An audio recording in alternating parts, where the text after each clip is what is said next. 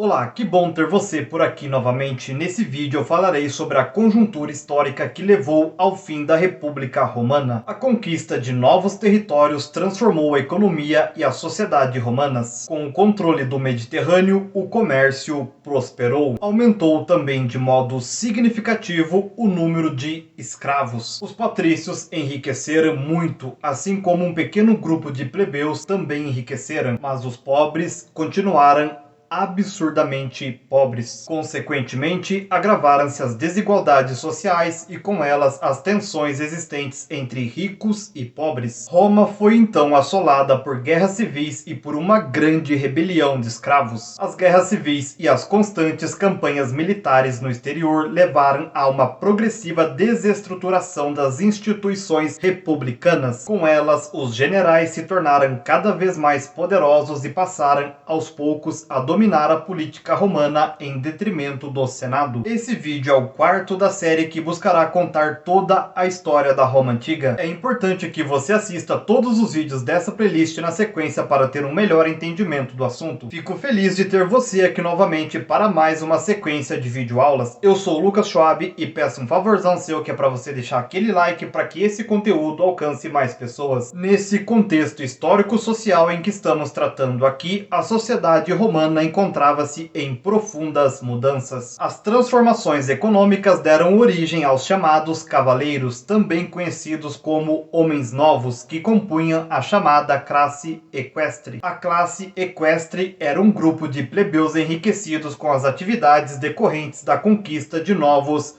territórios. Dentre essas atividades, encontravam-se as cobranças de impostos, os fornecimentos de alimentos aos exércitos, as construções de obras públicas, etc. Esse grupo pressionava por uma maior participação na política esta que era controlada, como vimos no vídeo anterior, pelo patriciado ou aristocracia. Entretanto, se alguns enriqueceram, outros, como os camponeses, viram sua situação piorar cada vez mais. Isso porque, com o crescimento do comércio, Roma passou a receber em grande quantidade e a preços baixos produtos vindos de todas as províncias, assim como o fluxo contínuo e crescente de escravos que entravam nas propriedades romanas, fruto das campanhas militares, provocava desemprego entre os trabalhadores livres do campo. Sem poder competir com os produtos vindos do exterior ou com o trabalho escravo, muitos camponeses vendiam suas terras aos grandes latifundiários e partiam para Roma. Em Roma, iriam engrossar as fileiras dos desocupados. Uma das estratégias para controlá-los era dar a eles pão, vinho e espetáculos que eram extremamente violentos. Política que mais tarde seria conhecida como pão e circo. No início do século 3 a.C., a crescente prosperidade econômica dos romanos estava diretamente ligada ao confisco dos bens dos vencidos e à maciça escravização dos prisioneiros de guerra. Os escravos chegavam a Roma aos milhares. Só para você ter uma ideia do aumento populacional, eu citarei alguns dados. Depois da vitória sobre Perseu da Macedônia em 168 a.C.,